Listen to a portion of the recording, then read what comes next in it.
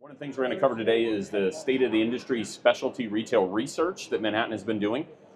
So for those of you who aren't familiar, Manhattan has been pretty committed to doing research in the retail industry for a while now. We've been doing the Unified Commerce Benchmark. We started in 2023, where we benchmark more than 100 retail stores in 187 different categories, go out and do real shopping and come back and see what the results are.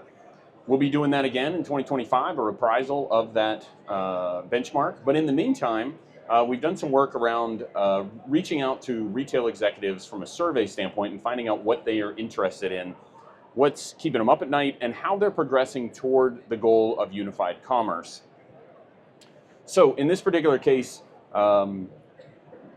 we reached out to over 250 executives in the retail industry across North America to find out operationally how far are they on their path to unified commerce, and what are the things that are holding them back, and what are the things that they think are critical for their success moving forward.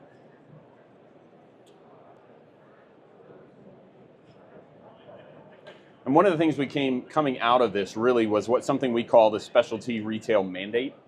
And it's really kind of a reset in three areas, right? Customer economics, where a TikTok shop, right, takes them a third of the cost to acquire and half the time to acquire customers, right? So as things procure this way, how are we keeping up as retail leaders? The experience revolution, right?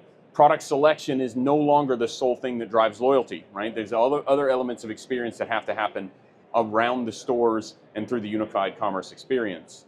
And then the network effect, right? So location convenience of where my store is has been replaced really with the network advantage.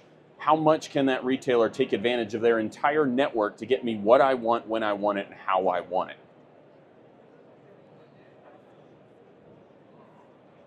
So a couple of key findings, and then I'll go into the couple of specific areas of each. Now, one of the things I didn't mention in the beginning, there are actually some pamphlets down here. If you grab the pamphlet, there'll be a QR code on them. Also, I'll show a QR code up here as well for you to be able to take a look at it. But some of the findings in the survey of over 250 retail execs was, finding that, hey, it's worth it, right, to deliver for these multi-channel or omni-channel shoppers, right?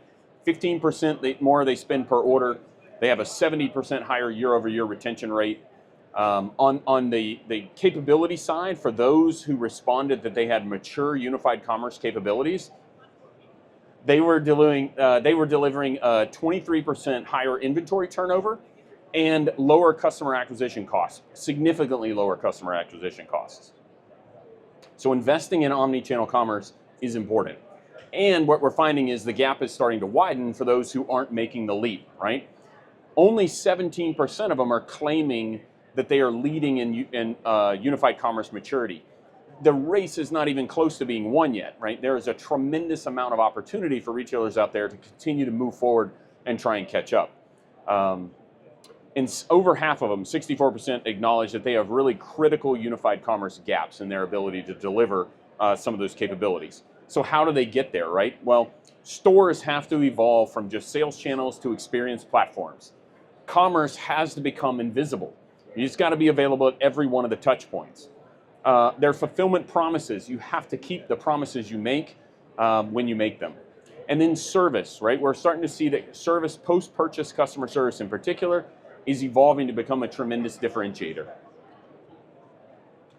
So we broke the path forward down, and again, you'll be able to get the entire report if you want to at the end, but we broke it down really into four sections, right? The modern store platform, intelligent commerce, promise and fulfillment, and service and intelligence, right?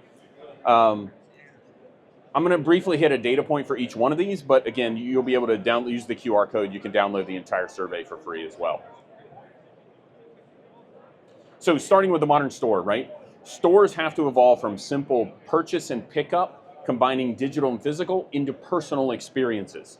And you start to see some of the discrepancies between where they want to be and where they are. And again, this is 250 retail leaders across the US who are interviewed that say they really think that it's essential to customer experience, but they struggle to make it happen.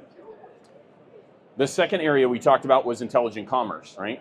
And again, a lot more data points in the actual report, but in this particular case, checkout has to remain fluid and simple, but it's actually becoming more complex for us as retailers. Payments are expressions of personal experience. They have more options and more mixed flexibility than ever before. So once again, we see a discrepancy between what they want to accomplish and what they're actually able to accomplish. The third category we talked about was promise and fulfillment. And we're going to see that promise and fulfillment and service and support in the end are really the actual two that have the highest potential for improvement for retailers. So context matters, right, in customer engagement. The same customer needs multiple fulfillment strategies due to convenience or urgency. When I order from you one time doesn't mean I'm going to order and need it in the same way or the same time frame the second time I order. So having the ability to have a comprehensive mix of when and where I can get items and being able to actually fulfill those. And again, we see a discrepancy between where leaders want to be and where they actually are. And then the last area we talked about, the fourth area, is really around customer service and support, right? And in this case, we talked about this post-purchase modification. Once I've made an order or a purchase, how can I change it? How long can I wait till I change it? Oh, I want to change the delivery window. I want to pick it up instead of deliver it. I'd rather you ship it to me instead of pick it up. I want to add another one to the same order. While I'm in the store, I want to add another one while I'm picking up in the store. How flexible is that system to make that seamless and capable? And not only that, how much are you empowering them to do it themselves? How much digital self-service are you putting in the hands of the customer?